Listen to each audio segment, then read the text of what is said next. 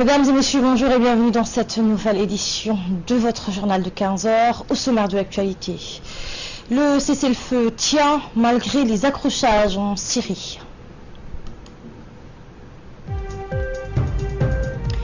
Voilà pour le sommaire, merci de nous accueillir chez vous. Le président Guelleh est à Doha. Le président de la République, Ismaël Omar Guelleh, se trouve depuis hier soir à Doha où il a entamé une visite d'État. Il a été accueilli à son arrivée par l'émir du Qatar, Cheikh Tamim Ben Hamad Al Thani. À sa descente d'avion, le tapis rouge a été déroulé au président de la République. La garde de l'émir a rendu les honneurs en interprétant l'hymne national de la République de Djibouti et de l'État du Qatar, en présence des membres du gouvernement du Qatar et des hauts responsables civils et militaires du pays. L'émir du Qatar, Cheikh Tamim Ben Hamad Al Thani, s'est ensuite entretenu avec le chef de l'État. Les deux dirigeants ont passé entrevue plusieurs sujets d'intérêt commun ainsi que les voies et moyens de renforcer davantage les relations bilatérales.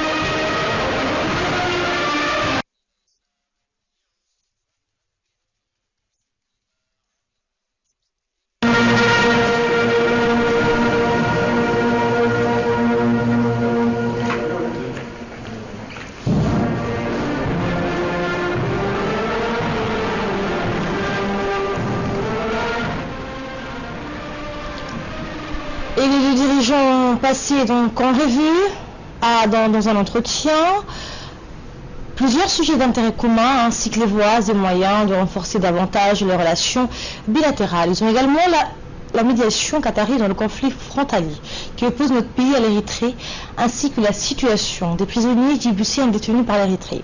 L'entretien s'est déroulé en présence du ministre des Affaires étrangères, Mohamed Ali Youssouf, du conseiller en communication du président, Naguib Ali Daher, du conseiller pour les affaires arabes du président, Issa Khairé, et l'ambassadeur de Djibouti au Qatar, Moumin Hassan Barre, ainsi que le président des ports et des zones franches, Aboubacar Omar Hadi.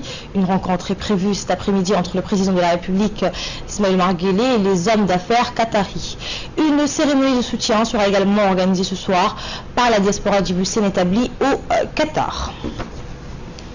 Et le chef de l'État s'est ensuite rendu au Qatar, donc peu après avoir clôturé le sommet des pays ayant dépêché les forces armées en Somalie au sein de la MISOM et qui ont pour mission de sécuriser le pays et de garantir la restauration de ses institutions.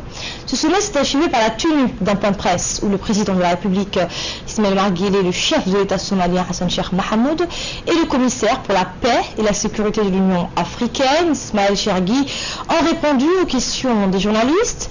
Le président Guelleh a ainsi indiqué que des propositions concrètes ont été formulées et des décisions prises afin de relever le défi des insurgés islamistes du mouvement Al-Shabaab et de stabiliser le pays. Le président Guelleh a également insisté sur la nécessité de parvenir à une meilleure coordination et plus grande collaboration entre les différentes forces de la MISOM opérant en Somalie.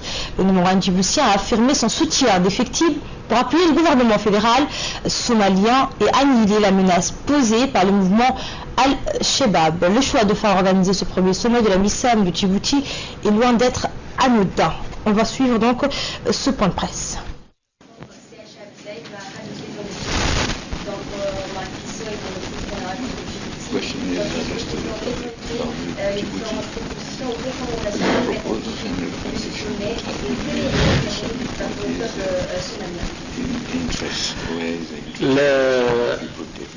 Le commissaire Charlie vous a donné tous les éléments, n'est-ce pas, de sommet. Il a expliqué les mesures prises et les recommandations que nous avons faites,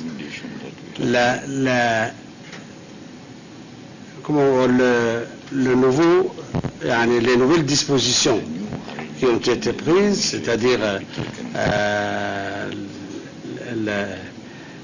le renforcement des capacités du commandement de la MISOM, sont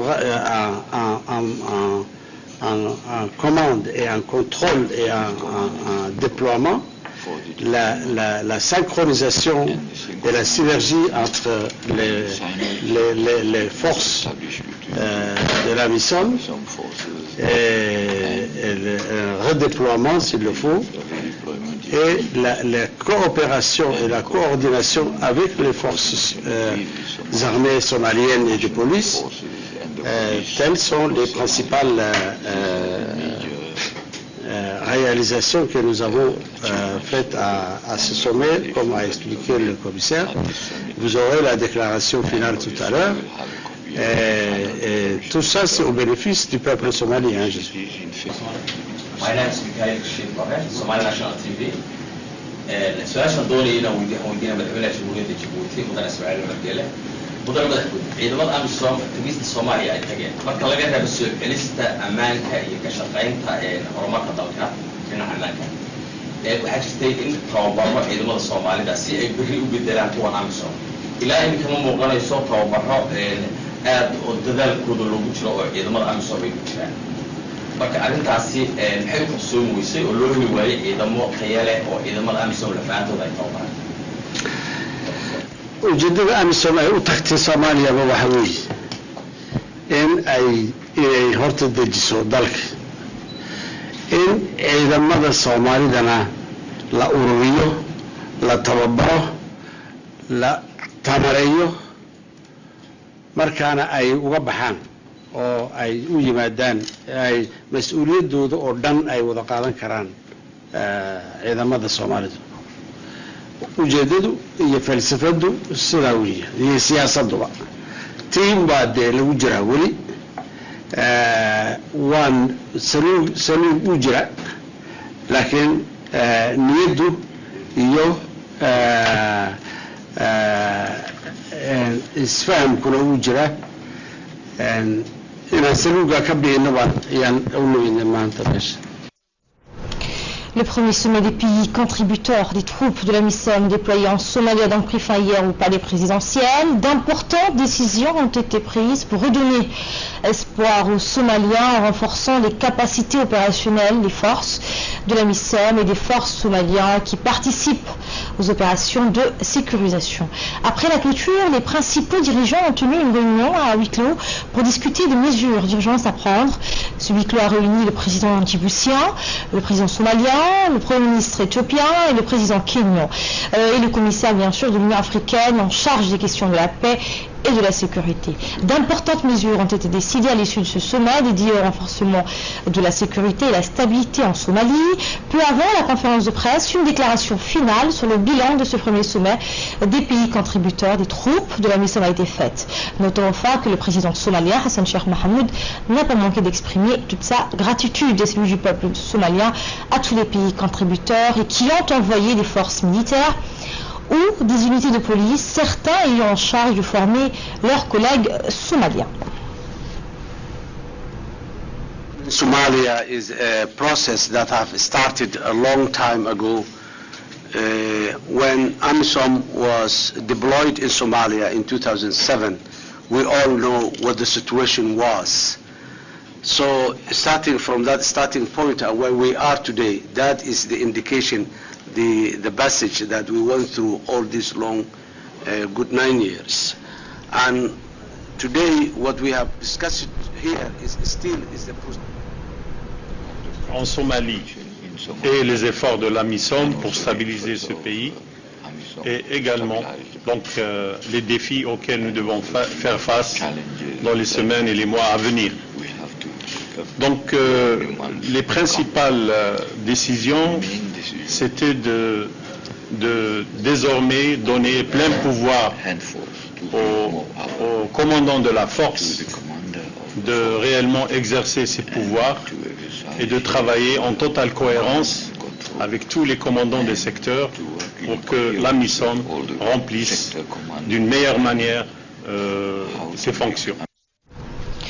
Dans le reste de l'actualité, le Premier ministre et vice-président du RPP, Abdelkader Kamel Mohamed, a présidé ce matin au Palais du Peuple les travaux d'un atelier de réflexion et de concertation sur la tenue de la prochaine élection présidentielle. Cet atelier a réuni les membres du comité central du Rassemblement populaire pour le progrès, ainsi que les parlementaires issus de cette même formation politique. Outre le vice-président du parti, le secrétaire général du RPP, Ilyes Moussa Douale, ainsi que plusieurs membres du comité exécutif, en préparent à cette réunion. Au cours de cette rencontre, les participants ont longuement débattu des préparatifs du prochain scrutin présidentiel qui aura lieu le 8 avril 2016.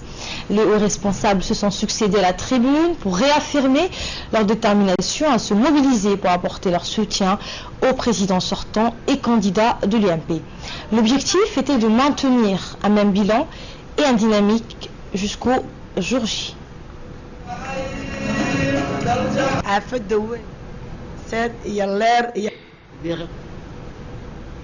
Et pour plus de précisions, écoutons le Premier ministre Abdelkader Kamel Mohamed. Je vous ai réunis ici aujourd'hui parce que nous entamons la ligne droite avant l'élection présidentielle. C'est le moment où il faut jeter toutes nos forces dans la bataille. Vous êtes les Djiboutiennes, les Djiboutiens qui sont les plus proches du candidat. En tant que tel, vous savez que notre candidat représente le meilleur choix pour la nation djiboutienne. Mais c'est à vous de le démontrer sur le terrain. Non seulement à tout le peuple djiboutien, mais également à celui qui s'est engagé dans ce combat pour nous guider. Je sais que vous êtes convaincus de sa victoire, parce que le président IOG représente la force paisible de notre nation. En effet, il est celui qui avance toujours inlassablement pour le bien du peuple. Il est la force qui est imperturbable aux attaques personnelles qui émanent de ses ennemis et qui sont totalement inefficaces pour le bien du pays. Par contre, il est celui qui est toujours à l'écoute des problèmes rencontrés tous les jours par la population, et surtout par les plus faibles et les plus démunis. Il est la vigueur qui recherche toujours la paix et la conciliation, mais qui combat ceux qui veulent détruire aussi notre nation ou qui s'attaquent à notre pays. Il est le candidat qui a déjà réussi à mener le pays sur la voie du développement économique et social. Il est le candidat des promesses tenues. Il est celui qui va construire une nation forte et unie, égalitaire et qui puisse s'épanouir dans un pays démocratique et en paix. Aussi, nous, responsables du RPP, nous devons plus que quiconque être à ses côtés dans cet engagement. Nous devons montrer aux Djiboutiennes et aux Djiboutiens que nous avons fait le bon choix. C'est pour cela qu'il nous faut s'investir totalement dans la campagne, sans ménager nos efforts. Comme nous devons le faire dans toutes les circonstances, nous devons travailler avec tous ceux qu'il a choisis pour les seconder. Il faut démontrer que nous constituons une équipe, les uns à côté des autres, et qu'il a mis le chef. En effet, c'est lui qui a la meilleure vision pour retenir le choix ils sont préférables pour le pays. Nous avons eu la preuve dans le passé, nous en aurons la preuve dans l'avenir, car nous avons une totale confiance en lui. L'action que je vous demande de faire aujourd'hui est simple. Quelle que soit la fonction passée ou présente que nous avons, nous devons être aujourd'hui des simples militants de l'Union pour la majorité présidentielle. Nous devons être les militants de l'IOG les plus proches du peuple. Sous la présidence de M. Mohamed Ali Hamad, s'est tenue ce lundi à l'Assemblée une conférence des présidents. Le gouvernement a été représenté par le Premier ministre, Abdelkader Kamel Mohamed, et par Hasna Belkhadaoud, ministre de la Promotion de la Femme et du Planning familial, chargé des relations avec le Parlement. Ont également pris part à cette réunion les deux vice-présidents, les présidents des commissions permanentes et les présidents de groupes parlementaires, ainsi que le directeur du cabinet du président de l'Assemblée. L'ordre du jour de cette réunion portait fixation de la séance solennelle de demain, 1er mars 2016. Direction Turquie, où le directeur de l'Institut diplomatique de Djibouti, Moussa Ali Megal, vient d'achever une mission à Ankara qui lui a permis de signer un accord de partenariat avec l'Académie diplomatique d'Ankara. Le directeur de l'Institut a d'abord été reçu par le directeur de l'Académie diplomatique de Turquie, en l'occurrence Mesut Özkan, et son équipe, et a pu discuter longuement des voies et moyens de renforcer la coopération entre les deux institutions. À l'issue de cette réunion, l'Académie diplomatique d'Ankara a manifesté sa disponibilité pour aider l'Institut dans la formation des jeunes diplomates, mais aussi de renforcer la capacité des diplomates en activité. Cette réunion s'est conclue par la signature qui donne donc désormais un cadre légal à la coopération entre nos deux institutions de formation. Aussi, durant sa mission, le directeur a été reçu par le chef du département Afrique et Moyen-Orient. Il a informé les défis de renforcement des capacités des diplomates du pays et ceux de l'IGAD, auxquels son institution demeure confrontée eu égard la mission qui lui a été assignée. Madame Kemal Özdemir s'est dit réjouie d'avoir pris connaissance de la vision régionale de l'Institut et a manifesté sa disponibilité pour appuyer les efforts dans la mise en œuvre de son plan de formation stratégique. Et enfin, le directeur a visité le centre de recherche Ursam et a pu échanger donc avec des chercheurs pour s'inspirer d'un modèle de centre ayant une longue expérience. Ce dernier tient à remercier vivement notre ambassadeur à Ankara et l'ambassadeur de Turquie à Djibouti pour le rôle actif au succès de sa mission. L'amicale de la communauté d'études stratégiques de l'Afrique à Djibouti a organisé en partenariat avec l'ambassade des États-Unis à Djibouti un symposium donc dédié à la thématique contre le terrorisme et la lutte contre le trafic illicite dans la Corne de l'Afrique et enjeu pour Djibouti. Ce symposium s'est déroulé aujourd'hui à Djibouti Palace Kepensky. On fait le point avec Idil Saadouta. L'amicale de la communauté d'études stratégiques de l'Afrique à Djibouti a organisé en partenariat avec l'ambassade des États-Unis à Djibouti un symposium dédié à la thématique contre-terrorisme et la lutte contre les trafics illicites dans la Corne de l'Afrique et enjeux pour Djibouti. Ce symposium s'est déroulé aujourd'hui à Djibouti Palace Kempinski. Il a traité les questions sur la menace et les attaques auxquelles sont exposées l'Afrique en premier lieu et les problèmes que les trafics illicites a exacerbés et créé d'autres dégâts dans les sociétés en Afrique et dans le monde en second lieu. Ont été présents à ce symposium les membres de l'amicale des auditeurs de la communauté d'études stratégiques de l'Afrique à Djibouti, M. Ahmed Djamagedi, les modérateurs Dr Benjamin Mikel, membre de la communauté d'études stratégiques de l'Afrique, et plusieurs officiers des différents corps armés djiboutiens, à savoir l'armée nationale, les gardes-côtes, la police et la marine nationale. Djibouti et les États-Unis ont forgé depuis plusieurs années des relations de coopération étroites, notamment dans les domaines de la défense et de la sécurité. Dr Benjamin Mikel, membre de CESA, nous en dit plus. Le Djibouti et les États-Unis ont forgé depuis plusieurs années des relations de coopération étroites dans les secteurs de défense et sécurité, la lutte contre le terrorisme et le trafic illicite et notre lutte commune. Nous sommes reconnaissants pour le soutien du gouvernement de la République de Djibouti et de l'ambassade des États-Unis pour la réalisation de cet événement.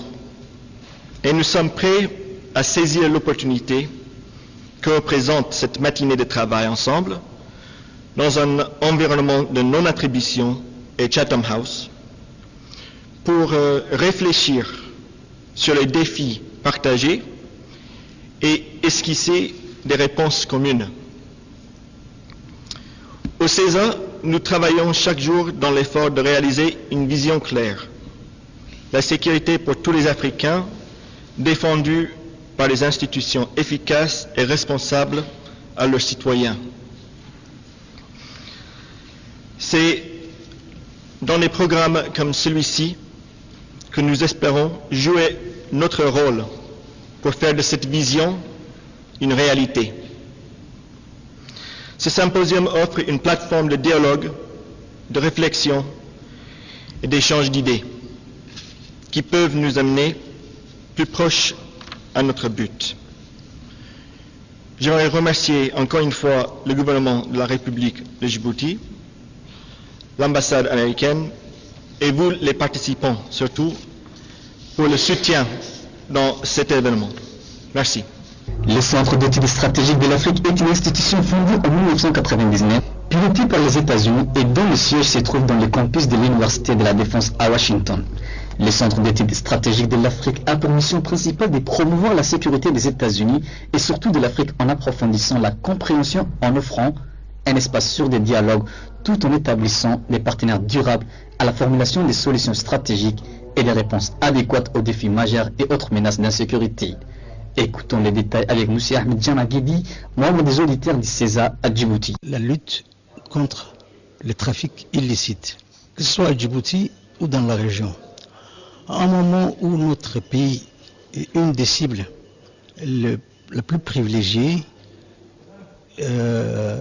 beaucoup de mouvances radicales ou de groupes terroristes voudraient s'en prendre à Djibouti, comme dans le reste du monde, pour s'aimer la terreur, l'anarchie et les chaos. Mais, Dieu merci, grâce à la disponibilité, à la mobilisation et à la prévention, nos forces de l'ordre et de sécurité sont au quotidien dans une mission pour assurer la lutte contre le terrorisme. Et c'est pourquoi j'ai rendu tout à l'heure un vibrant hommage aux forces de sécurité et de la défense nationale. Rappelons que l'environnement sécuritaire dynamique de l'Afrique est caractérisé par une grande diversité. Il englobe les défis conventionnels tels que les insurrections, les conflits axés sur les ressources et l'identité, et le rétablissement de la stabilité après un conflit, tout aussi bien que les menaces croissantes entraînées par, entre autres, la piraterie, les trafics de la drogue, l'extrémisme violent et la criminalité organisée qui s'implante dans les bidonvilles urbains de l'Afrique. Et dans le reste de l'actualité, le mouvement des jeunes diplômés d'Al-Hiba en collaboration avec le ministère de la Communication, chargé des postes et des télécommunications, et les organisations associatives de la commune de Bel'as et celle de Balbala ont lancé aujourd'hui à l'UNFD une campagne de sensibilisation pour inciter les habitants de tous les quartiers à retirer leur carte d'électeur. Cette campagne de sensibilisation va se poursuivre durant des semaines. Les jeunes du mouvement invitent tout le monde à retirer leur carte électeurs, à se rendre au bureau des sous-préfectures, des arrondissements pour retirer leur carte. Selon le président du mouvement des jeunes diplômés d'Al-Hiba, Alwan Habib Abdallah, l'objectif de cette campagne est de donc rendre conscience à la population du quartier que la participation aux élections constitue l'expression de la citoyenneté, ce qui implique la participation du citoyen à la vie publique. Les dirigeants du mouvement des jeunes diplômés d'Al-Hiba ont profité de cette journée pour remercier le directeur de la campagne, Ali Guélé, pour le soutien actif qu'il apporte à la mise en œuvre de cette campagne. Sans transition, le mouvement de la jeunesse de l'opposition MJO a également donc fait preuve de soutien au président de la République, Ismaël Omar Guelleh, pour les prochaines échéances électorales prévues pour le 8 avril prochain. Le mouvement a organisé une grande soirée de soutien dans la grande salle de la Corniche pour démontrer leur soutien indéfectible au candidat de l'UMP, Ismaël Omar Guelleh. Une soirée de soutien également pour le nouveau mandat du président Guelleh a été également célébrée dans la ville d'Addis Abeba, une occasion de lui témoigner leur engagement et leur soutien afin qu'il conduise encore une fois la destinée du pays. Cette soirée a rassemblé donc la grande majorité de la jeunesse à Sedjog. En effet, le but de cette soirée organisée par la jeunesse était d'apporter leur soutien au président de la République, Ismaël Omar Guelleh, pour un nouveau mandat en 2016. Les différents représentants des jeunes universitaires de la région d'Addis Abeba ont tour à tour pris la parole pour expliquer brièvement les raisons du soutien au président Guelleh.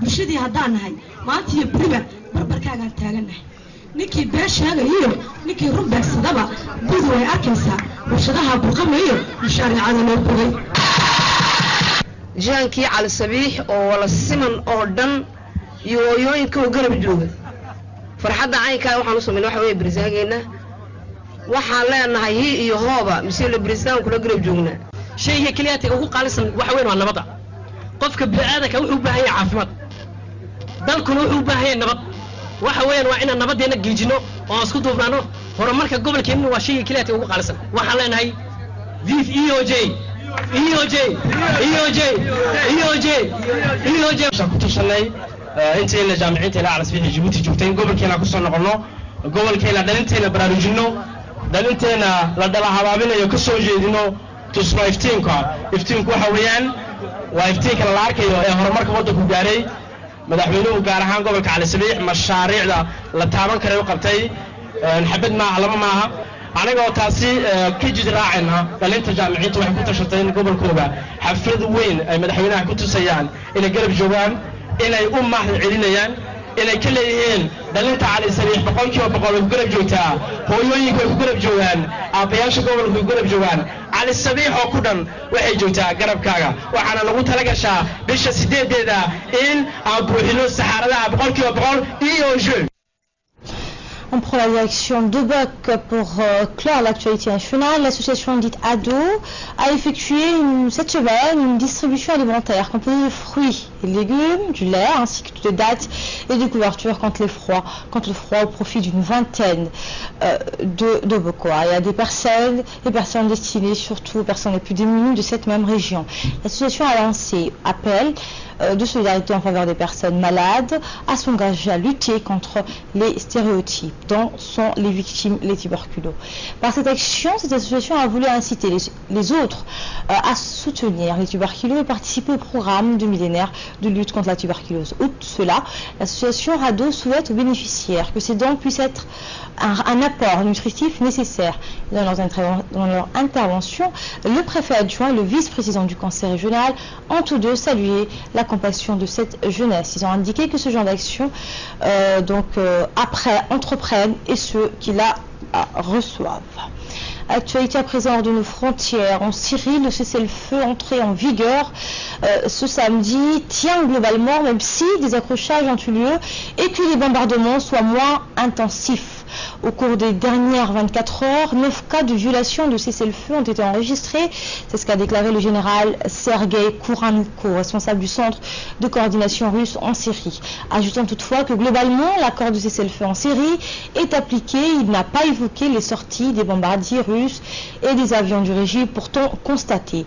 Mais l'opposition syrienne soutenue par l'Arabie Saoudite accuse le régime de Damas et ses alliés d'avoir violé la trêve 15 fois.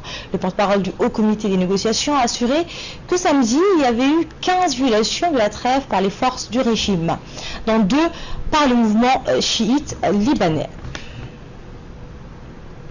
À l'étranger toujours, le président congolais Denis Sassou Nguesso a lancé officiellement les travaux à Brazzaville, les travaux de construction du siège de la banque sino-congolaise pour l'Afrique pour un coût de 30 milliards CFA sur financement propre de la banque. Le siège en construction est un bâtiment de 15 étages devant abriter les services du siège et qui disposera ainsi d'un parking de 150 places pour les clients. C'est la fin de cette édition. Merci de votre image. Place maintenant au focus. Asma Mahamoud m'a rejoint. Bonjour Asma. Bonjour. Alors on va faire le point avec vous, avec cette nouvelle ère de la FIFA où Gianni Infantino est réélu président de la FIFA. Eh bien, Asma, le secrétaire général de l'UEFA était arrivé au premier tour.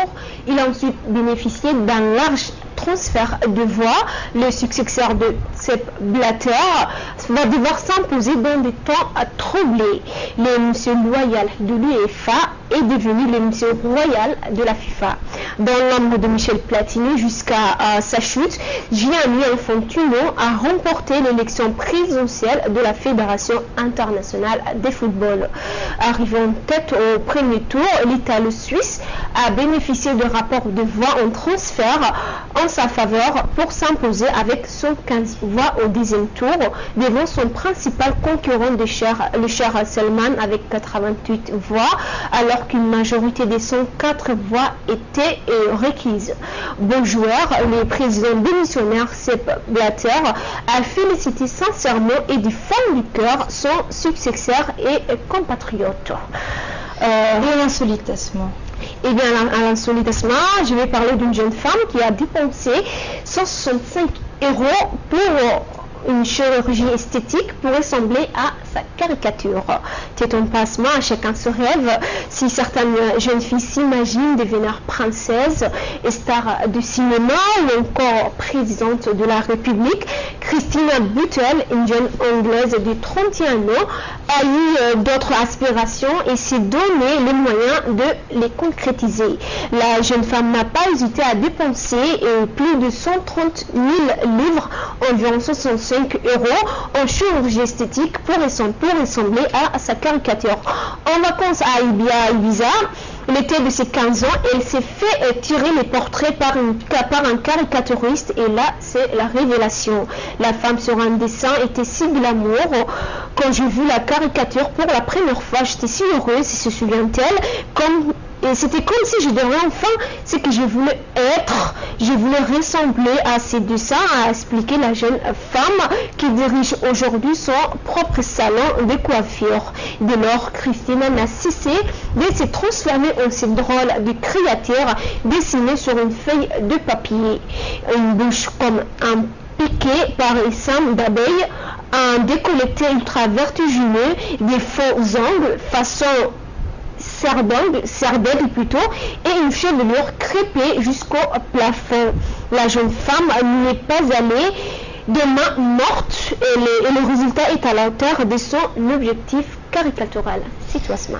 Merci Asma pour cette analyse. Merci à vous de nous avoir suivis et très bonne suite de programme sur Télé Djibouti.